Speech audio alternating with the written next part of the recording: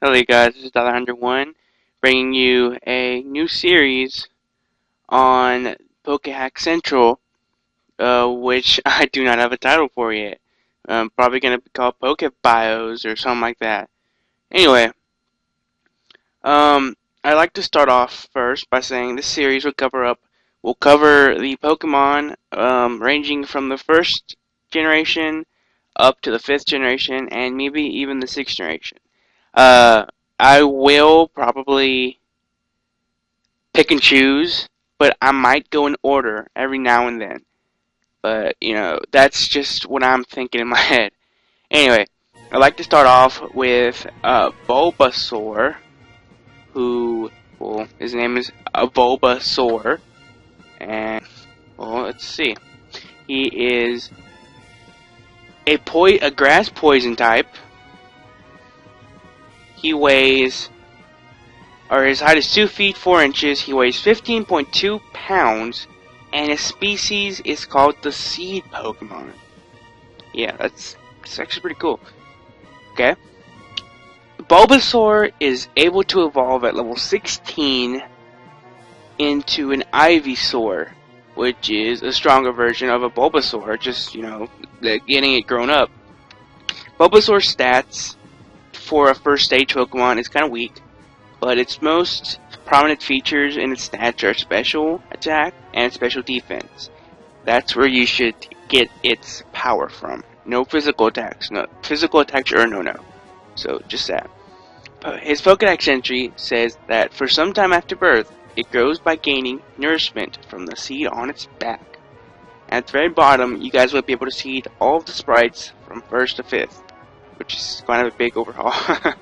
Because they weren't that good, and that's not a lie. I ain't joking. That they were just horrible. Yeah, look at that Bulbasaur, just horrible.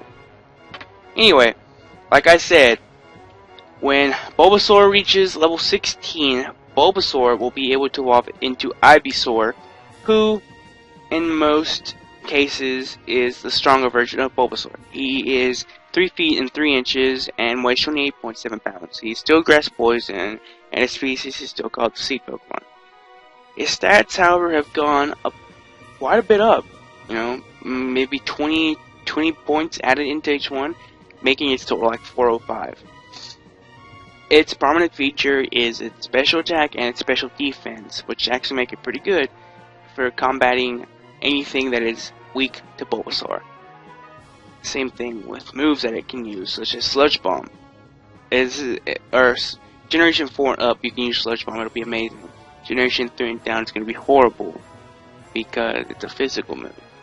Yeah. Its Pokedex entry says, when the bud on its back starts swelling, a sweet aroma wafts to indicate the flowers are coming bloom. That just sounds amazing, doesn't it? No, I'm joking. Actually, that does sound amazing. Anyway, if you make your Ivysaur evolve, or if you make your Ivysaur go to level 36, Ivysaur will evolve into a Venusaur, or Venusaur, not a Venusaur, and it'll become an amazing Pokemon. Venusaur, I can't say it now. Venusaur is 6 foot and 7 inches and weighs 220.5 pounds. That's a lot more than an Ivysaur used to weigh. It's still the Seed Pokemon as a species, and its base stats have just gone off the roof. Its special attack and special defense are still its prominent features, making it pretty good. Its speed is actually decent compared to most grass starters, besides superior. But anyway, its attack and its defense and its HP are also pretty good. It makes it I'd say you can make it between a physical and a special user, but it's more of a special user because of its high special attack. Its Pokedex entry says, after a rainy day, the flowers on its back smells stronger. The scent attracts other Pokemon. That's pretty cool. And I think that has to do with sweet scent.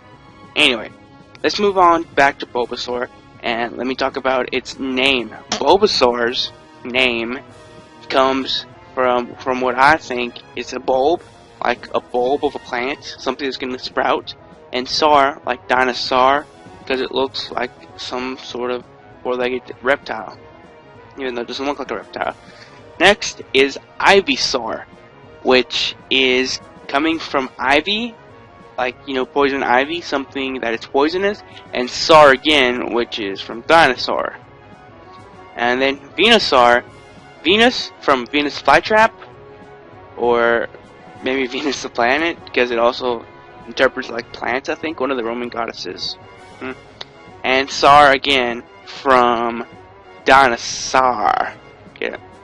All three of these Pokemon are very weak to Psychic, to Fire, to Flying, and if I remember Generation 1, Ivysaur was like 4 times weak to Bug, because Bug was super effective against Poison.